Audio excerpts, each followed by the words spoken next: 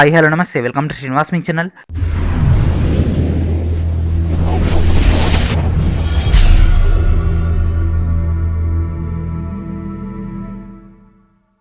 ఈరోజు ఈ వీడియో మనం ఏపీపీఎస్సీ సివిల్ కమ్ మెకానికల్ సంబంధించినటువంటి పేపర్ 2 యొక్క ప్రిపరేషన్లో భాగంగా సాలిడ్ మెకానిక్స్లోని టాపిక్ 3 యొక్క క్లాస్ని డిస్కస్ చేద్దాం. Let's get into review.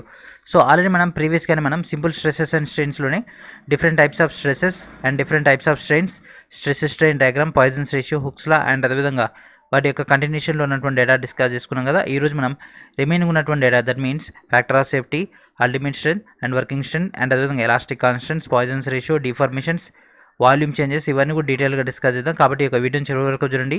So first వచ్చేసి ఎలాంగేషన్.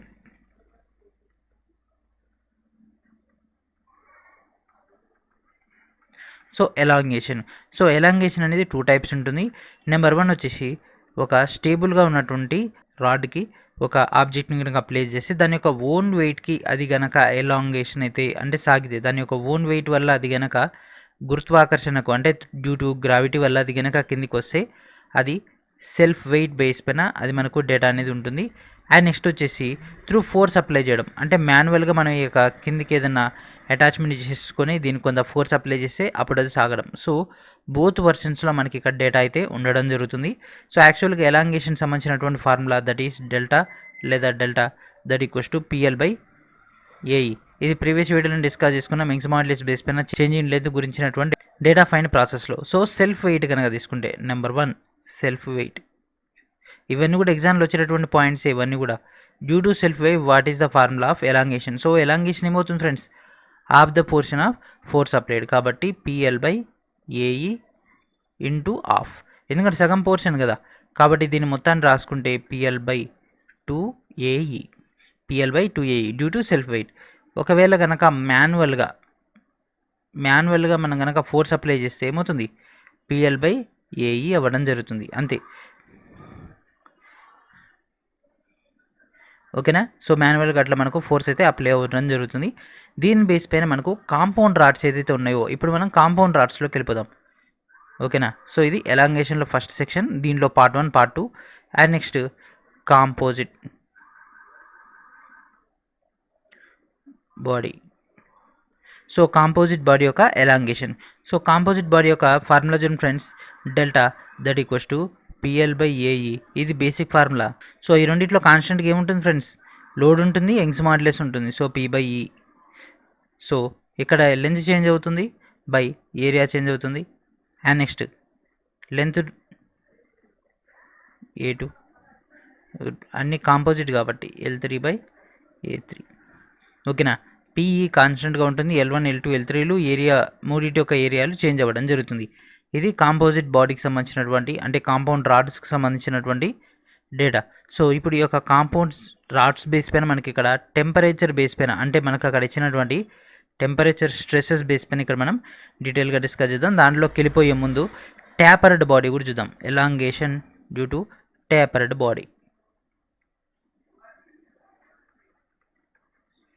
సో టేపర్డ్ బాడీ అంటే ఈ విధంగా ఉంటుంది,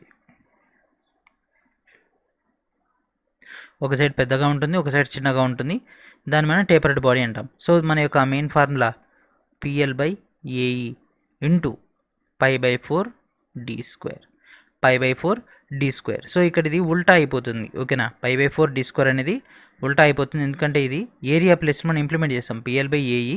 సో ఏరియా దీని యొక్క సర్కిల్ యొక్క area pi by 4 D square కదా, దాన్ని ఇంప్లిమెంట్ చేస్తే delta that equals to PL by pi by 4 D అంటే ఇక్కడ ఒకటే డీ లేదు, ఇక్కడ D1 ఉంటాయి, ఇక్కడ D2, ఎందుకంటే రెండు వేరు కాబట్టి D1 ఇంటూ D2 ఇంటూ ఈ. సో ఇక్కడ కింద 4 ఉంది కదా ఫ్రెండ్స్, ఈ 4ని పైకి పంపించేస్తే 4 PL by D1 D2 PE. So this is the formula for tapered body. ఒకవేళ ఈ విధంగా టేపర్డ్ ఉంటే అంటే 2 డయామీటర్లు కనుక చేంజ్ ఉంటే అప్పుడు ఈ యొక్క డేటా తీసుకుంటాం. అండ్ ఇప్పుడు మనం కాంపోజిట్ బాడీలోని కొద్దిగా ఎక్స్టెన్షన్లోకి వెళ్ళిపోదాం. ఓకేనా. కాంపోజిట్ బాడీ యొక్క ఎక్స్టెన్షన్. సో కాంపోజిట్ యొక్క బాడీ యొక్క డైరెక్ట్ ఫార్ములా ఫ్రెండ్స్ ఎగ్జామ్లో అడిగితే ఈ విధంగా రాయాల్సి ఉంటుంది, P by E into L1 by A1 L2 by A2 L3 by A3 so on. So ఈ విధంగా మనకైతే కంటిన్యూషన్ అయితే ఉండడం జరుగుతుంది. ఓకేనా. అండ్ నెక్స్ట్ మనకు సిలబస్లో మెన్షన్ చేసినటువంటి నెక్స్ట్ పాయింట్స్ అని డిస్కస్ చేద్దాం. That is factor of safety. ఓకేనా, ఫ్యాక్టర్ ఆఫ్ సేఫ్టీ.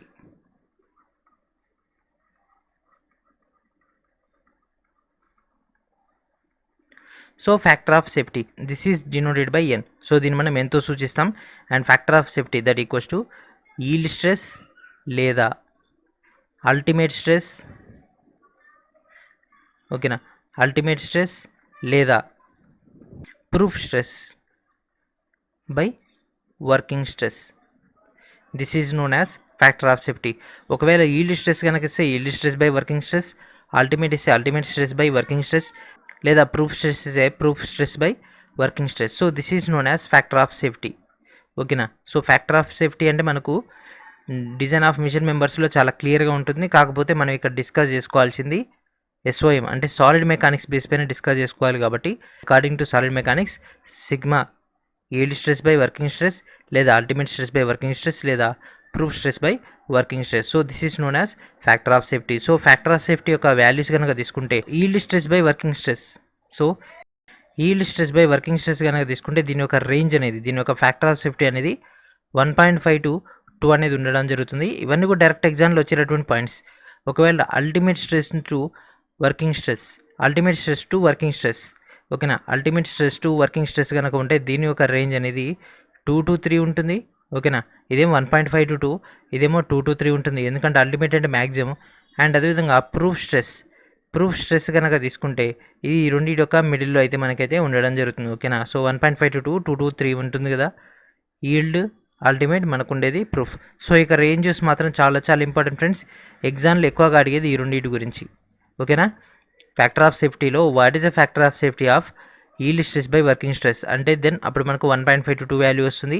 అండ్ అదేవిధంగా మనకి ఇక్కడ కన్సిడరేషన్ ఆఫ్ అల్టిమేట్ స్ట్రెస్ అంటే ultimate stress by working stress that equals to 2 to 3. ఈ యొక్క రేంజ్ మనకు అక్కడ 2 కానీ 3 కానీ ఈ రెండింటిలో ఏదో ఒకటి ఇస్తాడు, లేదా 2.5 ఇచ్చినా కూడా యాక్సెస్ చేసుకోవచ్చు. అండ్ అదేవిధంగా ఇప్పటివరకు చెప్పినటువంటి క్లాసెస్, అప్కమింగ్ వచ్చేటటువంటి క్లాసెస్ అన్నిటి యొక్క మెటీరియల్ ఆల్రెడీ ఒక బుక్లో ఇవ్వడం జరిగింది. ABPSC AE civil cum mechanical సంబంధించినటువంటి పేపర్ 2 యొక్క 150 మార్క్స్ సంబంధించి as per the latest syllabus ప్రకారంగా మీకు ఇక్కడ టోటల్ కంటెంట్ అనేది అందించడం జరుగుతుంది. వీడియో డిస్క్రిప్షన్లో ఉన్నటువంటి లింక్ నుంచి ఒక టోటల్ డేటాని గ్యాదర్ చేసుకోవచ్చు. అండ్ నెక్స్ట్ ఇంపార్టెంట్ వచ్చేసి థర్మల్ లేదా టెంపరేచర్ స్ట్రెస్. ఓకేనా, టెంపరేచర్ స్ట్రెస్. సో సిలబస్లో మెన్షన్ చేసిండు కదా టెంపరేచర్ స్ట్రెసెస్ అని. ఓకేనా, temperature stresses. So temperature stress అంటే ఒక మెటీరియల్ కనుక మనం కొంత టెంపరేచర్లో కనుక ఇంపాక్ట్ చేయించినట్లయితే, అంటే దాని యొక్క టెంపరేచర్ పెరగడం కానీ తగ్గడం కానీ, అప్పుడేమవుతుంది ఆ యొక్క కాంపోజిట్ మెటీరియల్ లేదా ఆ యొక్క మెటీరియల్ అనేది పెరగడం కానీ తగ్గడం కానీ, అంటే ఎలాంగేషన్ అవ్వడం కానీ కాంట్రాక్షన్ అనేది అవ్వడం జరుగుతుంది కదా. సో దాంట్లో జరిగేటటువంటి స్ట్రెసెస్ అండ్ అదేవిధంగా ఈ యొక్క స్ట్రెసెస్ వల్ల జనరేట్ అయ్యేటటువంటి స్ట్రెయిన్ని మనం టెంపరేచర్ స్ట్రెస్ లేదా టెంపరేచర్ స్ట్రెయిన్ లేదా thermal stress and thermal strain అయితే అనడం జరుగుతుంది. ఈ యొక్క ఎలాంగేషన్ లేదా కాంట్రాక్షన్ కనుక మనం కనుక కంట్రోల్ చేయకుంటే మాత్రం అది మనకు అట్నే కంటిన్యూగా ఎక్స్పాండ్ అయితే అవ్వడం జరుగుతుంది, లేదా కంటిన్యూగా డిక్రిమెంట్ అయితే అవ్వడం జరుగుతుంది. సో దీని బేస్ పైన మనకు ఫైనల్ అవుట్పుట్ అనేది ఏమొస్తుంది, స్ట్రెయిన్ వస్తుంది. So strain that equals to ఈ alpha into delta T. So delta T means change in temperature alpha. ఓకేనా, సో ఆల్ఫా అంటే the coefficient of thermal expansion. Alpha means coefficient of thermal expansion, ఇదేం change in temperature, ఈ ఏమో strain. ఓకేనా, సో ఈ విధంగా మన డేటా ఉంటుంది. అండ్ ఇప్పుడు మనం వీటి బేస్ పైన కాంపోజిట్ ఎలిమెంట్స్ కూడా చూద్దాం. అండ్ ఒకవేళ స్ట్రెస్ కనుక కావాలంటే ఇదేమో స్ట్రెయిన్కి, మరి stress sigma that equals to alpha ఈ ఇంటూ డెల్టా టీ. ఓకేనా, సో ఇదేమో స్ట్రెయిన్ అండ్ ఇదేమో స్ట్రెస్ ఫర్ టెంపరేచర్ స్ట్రెస్ లేదా టెంపరేచర్ స్ట్రెయిన్. సో ఈ యొక్క థర్మల్ ఎఫెక్ట్ అనేది ఆ యొక్క మెటీరియల్ కాంపోజిట్ని బట్టి అయితే మనకి ఇక్కడ ఇంపాక్ట్ అయితే చూపిస్తుంది. డైరెక్ట్ వాళ్ళు ఇచ్చినటువంటి వాల్యూస్, యంగ్స్ మాడ్యులస్ వాల్యూస్ని మనకి ఇక్కడ ఇంప్లిమెంట్ చేసుకుంటే ఆన్సర్ అనేది రావడం జరుగుతుంది. అండ్ ఇప్పుడు మనం కాంపోజిట్ మెటీరియల్లోకి వెళ్ళిపోదాం ఫ్రెండ్స్, ఎందుకంటే కాంపోజిట్ మెటీరియల్స్ అనేవి చాలా చాలా ఇంపార్టెంట్. ఓకేనా, సో కాంపోజిట్ మెటీరియల్స్ ప్లస్ ఈ యొక్క టెంపరేచర్, ఈ రెండింటిని కూడా ఇంపాక్ట్ చేద్దాం. ఓకేనా, ఈ రెండింటిని ఇంపాక్ట్ చేస్తాయి. ఇక్కడ మనకి ఇచ్చిండు కదా composite materials. So composite materials కనుక తీసుకుంటే, సో ఫస్ట్ ఇక్కడ మనం ఒక స్ట్రక్చర్ తీసుకుందాం.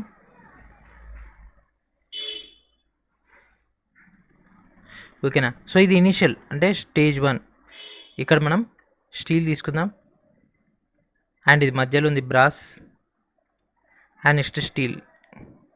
సో దీని యొక్క క్రాస్ సెక్షన్ ఈ విధంగా వస్తుంది, ఓకేనా. ఈ మిడిల్దేమో బ్రాస్, ఈ బయటదేమో స్టీల్, ఓకేనా. ఈ యొక్క స్టీల్ రాడ్లో హోల్ చేసి మనం బ్రాస్ని పెట్టేసినాం. ఇది మన యొక్క మెయిన్ స్ట్రక్చర్.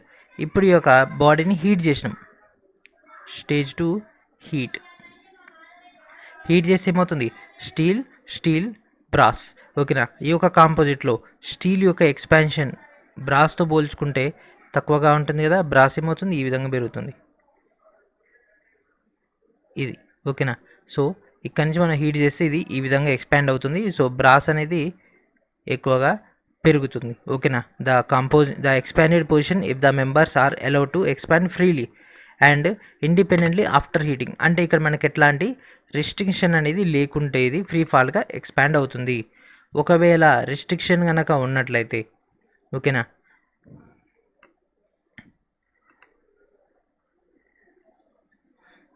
ఒకవేళ రెస్ట్రిక్షన్ కనుక ఉన్నట్లయితే అప్పుడు ఏమవుతుంది ఫ్రెండ్స్, సేమ్ ఆబ్జెక్ట్ కనుక ఒకవేళ ఇక్కడ దాకా రెస్ట్రిక్షన్ ఉందనుకోండి, ఏమవుతుంది, ఇది ఇక్కడ దాకా రెస్ట్రిక్షన్ అయిపోయి వీటిపైన స్ట్రెస్సెస్ అనేది జనరేట్ చేయడం జరుగుతుంది. ఎందుకంటే మనకు లెంత్ ఫిక్స్ అయినప్పుడు ఏమవుతుంది, విడితే కదా అప్డేట్ అయ్యేది, అప్పుడు దీనిపైన కూడా స్ట్రెస్సెస్ అని ఇంపాక్ట్ అనేది చూపించడం జరుగుతుంది. అది మనం థర్మల్ స్ట్రెస్సెస్లో ఇంపాక్ట్ మనం అయితే కన్సిడర్లో తీసుకుంటాం. సో ఫైనల్గా మనకి ఇక్కడ రెస్ట్రిక్షన్ అయిన తర్వాత మనకి ఒక స్టీల్ కూడా ఈ యొక్క పొజిషన్లోకి రావడం జరుగుతుంది. సో అప్పుడు ఈ యొక్క ఇంటర్నల్గా కూడా మనకు కొద్దిగా ఫోర్సెస్ అనేవి జనరేట్ అవుతాయి కదా. సో అప్పుడు మనకు అక్కడ జరిగేటటువంటి ప్రాసెస్ అంటే ఇప్పుడు ఇది ఎక్స్పాండ్ అయిన తర్వాత ఇక్కడ జరిగేది స్టీల్ పాయింట్ ఆఫ్ వ్యూలో ఏమవుతుంది ఫ్రెండ్స్, టెన్షన్. అండ్ అదేవిధంగా బ్రాస్ పాయింట్ ఆఫ్ వ్యూలో జరిగేది కంప్రెషన్, ఓకేనా. సో ఇక్కడ ఈ రెండు ఫిక్స్ అయిపోయిన తర్వాత ఇంకా హీట్ చేస్తూనే ఉంటే ఏమవుతుంది, ఇట్లా ఎక్స్పాండ్ అవుతుంది. సో మనం ముందే చెప్పుకున్నాం, కంప్రెషన్లో ఏమవుతుంది, మనకు విడ్త్ అనేది పెరుగుతుంది, టెన్షన్లో ఏమవుతుంది, లెంత్ అనేది పెరుగుతుంది, విడ్త్ అనేది తగ్గిపోతుంది. సో ఇది మనకు ఫిక్స్డ్ ఏరియా కాబట్టి ఇదేమవుతుంది, ఇది సన్నగా అవుతూ ఇక్కడ దాకా పెరుగుతుంది, ఓకేనా. సో స్టీల్ అనేది ఎక్స్పాండ్ అవుతుంది అండ్ అట్ సేమ్ టైం మనకు టెన్షన్ మోడ్లో ఉంటుంది. బ్రాస్ అనేది ఎక్స్పాండ్ అయిన తర్వాత ఇక్కడ ఎండ్ పాయింట్ అని రీచ్ అయిన తర్వాత దెన్ ఏమవుతుంది, విడ్త్ ఇంక్రీజ్ అవుతుంది. అప్పుడు ఏమవుతుంది, టోటల్గా కంప్రెషన్ అనేది అవ్వడం జరుగుతుంది, ఆల్ సైడ్స్ నుంచి ఇంపాక్ట్ అని పడుతుంది కాబట్టి అప్పుడు అది కంప్రెషన్ అయితే అవ్వడం జరుగుతుంది. అండ్ అదేవిధంగా దీని యొక్క మ్యాథమెటికల్ డేటా అనేది అప్కమింగ్ వచ్చేటటువంటి ప్రాబ్లమ్స్ అండ్ అదేవిధంగా ఎంసీక్యూస్ యొక్క సాల్వేషన్లో మనం ఉపయోగించుకుందాం. అండ్ అదేవిధంగా నెక్స్ట్ రొటేషన్ అన్నమాట, ఓకేనా. ఒకవేళ ఆబ్జెక్ట్ కనుక రొటేషన్ అయితే మాత్రం అంటే ఏమో ఇంప్లై అవుతుంది, torque, turning and twisting moment కూడా ఇంపాక్ట్ అయితే అవ్వడం జరుగుతుంది. సో దాని యొక్క టర్నింగ్ ఒకవేళ కనుక సింగిల్ ఎలిమెంట్ అయితే అంటే బ్రాస్, స్టీల్ అట్లా విడివిడిగా తీసుకుంటే మనకు వచ్చేటటువంటి final data sigma max, maximum stress that equals to rho omega square L square by 8. ఇది ఫిక్స్డ్ ఫ్రెండ్స్, ఇది ఒక్కటి మాత్రం గుర్తుపెట్టుకొని సరిపోతుంది, ఓకేనా. Sigma max. సో ఒక రాడ్ కనుక తీసుకున్నాం, దీన్ని ఒక సైడ్ నుంచి మనం ఈ విధంగా రొటేట్ చేసినాం అనుకోండి, అప్పుడు దీంట్లో స్ట్రెస్సెస్ జనరేట్ అవుతాయి కదా, ఆ యొక్క జనరేట్ అయినటువంటి stress value sigma max equals to rho omega square L square. Omega అంటే ఏంటిది, యాంగులర్ వెలాసిటీ, అండ్ ఎల్ అంటే దీని యొక్క టోటల్ లెంత్ బై 8. సో ఇదొక్కటి మాత్రం మీరు గుర్తుపెట్టుకోండి, అప్కమింగ్ వచ్చేటటువంటి క్లాసెస్లో చాలా కీలకంగా ఉండబోతుంది ప్రాబ్లమ్స్ దాంట్లో కూడా, ఓకేనా. And next elongation of compound bar. So దీనికి సంబంధించి ఫార్ములా, ఓకేనా. సో ఈ యొక్క ఫార్ములా అయితే గుర్తుపెట్టుకోండి, అప్కమింగ్ ఒకవేళ ఎగ్జామ్లో అంటే అప్పుడు మనం డైరెక్ట్ ఎంసీక్యూస్ అప్పుడు డిస్కస్ చేసుకునేటప్పుడు కూడా మీకు బేసిక్ ఐడియా ఉండాలి కదా. So delta that equals to PL by A1 E1 plus A2 E2. So compression అవన్నీ మనకు అప్కమింగ్ వచ్చేటటువంటి పాయింట్స్లో యాడ్ అవుతాయి, A1 E1 A2 E2. మరి ఇక్కడ A1 E1 A2 E2 ఇదేని steel ఈ బ్రాసీ, ఓకేనా. పి అంటే సేమ్ లోడ్ అప్లై అవుతుంది, సేమ్ లెంత్ ఉంటాయి కదా ఇక్కడ నుంచి ఇక్కడికి, ఇది లెంత్ ఫిక్స్ కదా అట్లా అన్నమాట.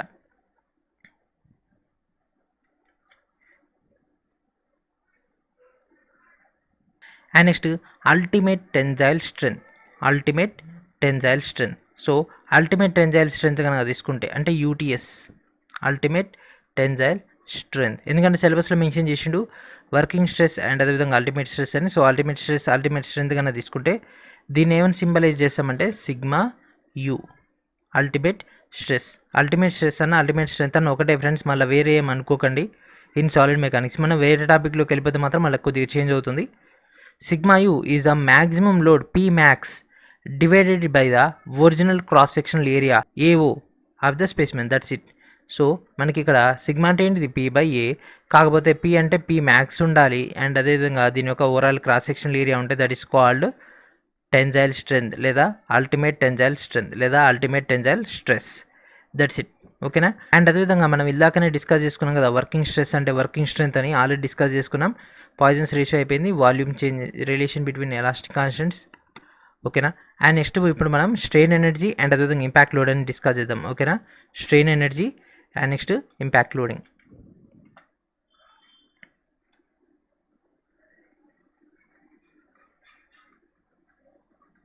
నెక్స్ట్ క్లాస్ తోటి మనకి ఒక పార్ట్ 3 అని ఫినిష్ అయిపోతుంది. ఓకేనా. సో స్ట్రెయిన్ ఎనర్జీలో మోస్ట్ ఇంపార్టెంట్ వచ్చేసి రెసిలియన్స్ గ్యారంటీ ఎగ్జామ్లో వచ్చినటువంటి క్వశ్చన్ రెసిలియన్స్. సో రెసిలియన్స్ అంటే ఏంటిది? Resilience is an ability of a material to absorb energy when elastically deformed and to return it when unloaded. ఓకేనా. సో ఇక్కడ ఏంటిదంటే ఒక మెటీరియల్ ఎనర్జీని అబ్జర్వ్ చేసుకొని అండ్ అదేవిధంగా దాని యొక్క ఎలాస్టిక్ డిఫార్మేషన్ అనేది ఎప్పుడు ఎలాస్టికల్గా డిఫార్మేషన్ అయిన తర్వాత ఆ యొక్క లోడ్ ఎలాస్టికల్గా డిఫార్మేషన్ అవుతుంది. లోడ్ రిమూవ్ చేయగానే ఆటోమేటిక్గా ఏమవుతుంది, దాని యొక్క ఒరిజినల్ షేప్లోకి వెళ్ళిపోతే దాన్ని మనం రెసిలియన్స్ అంటాం. ఓకేనా. ఎలాస్టిసిటీ ప్లాస్టిసిటీ ఐడియా ఉంది కదా, సేమ్ అట్నే దీని యొక్క స్ట్రెయిన్ ఎనర్జీ అనేది స్టోర్ అయితే ఉంటుంది కదా, ఆ యొక్క స్టోర్ అయ్యేటటువంటి energy with in elastic limit that is called resilience లేదా దాన్ని మనం స్ట్రెయిన్ ఎనర్జీ అంటాం. సో దీని యొక్క data you that equals to sigma square by 2E into volume. దాని యొక్క వాల్యూమ్ బేస్ పైన అయితే ఇంపాక్ట్ అయితే ఉండడం జరుగుతుంది. ఓకేనా. You that equals to sigma square by 2E into volume. ఓకేనా. అండ్ అదేవిధంగా మనకు దీంతో పాటు కంటిన్యూగా వచ్చేది ప్రూఫ్ రెసిలియన్స్.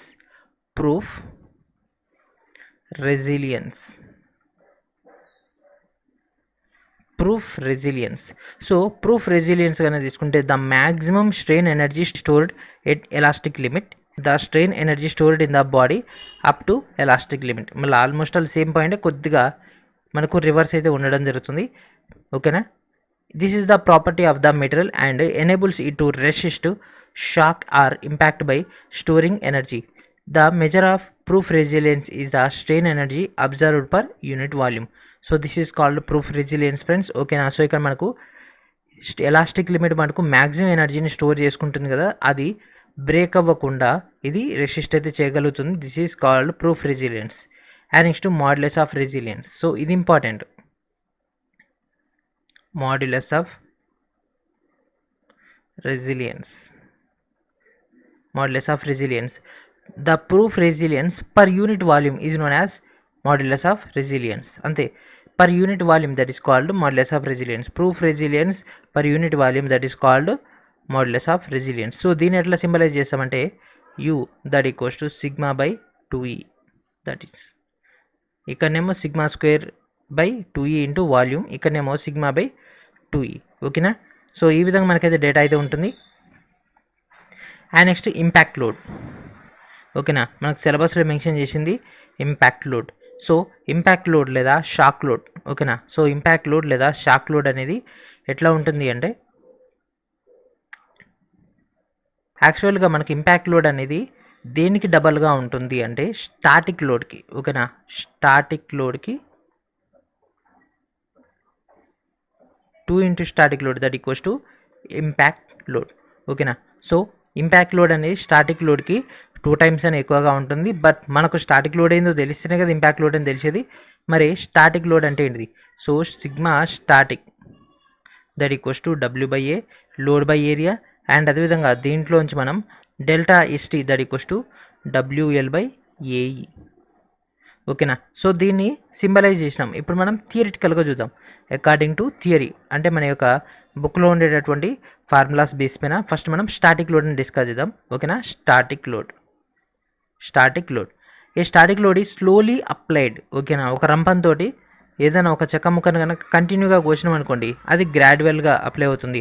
దాన్ని మనం స్టాటిక్ లోడ్ అని అంటాం. లేదా ఒక బెంచ్ పైన ఒక 10 kgల బరువు ఉండేటటువంటి మరొక ఆబ్జెక్ట్ని కనుక ప్లే చేస్తే దీనిపైన చిన్నగా స్లోగా లోడ్ అప్లై అవుతుంది. దీనివల్ల కొద్దిసేపు అయిన తర్వాత బ్రేక్ అయిపోతుంది కదా, ఇది మనకు స్టాటిక్ లోడ్ అండ్ అదేవిధంగా స్లోలీ ప్రాసెస్ అయ్యేటటువంటి లోడ్. సో దీనికి క్వైట్ ఆపోజిట్లో ఉండేది ఇంపాక్ట్ లోడ్.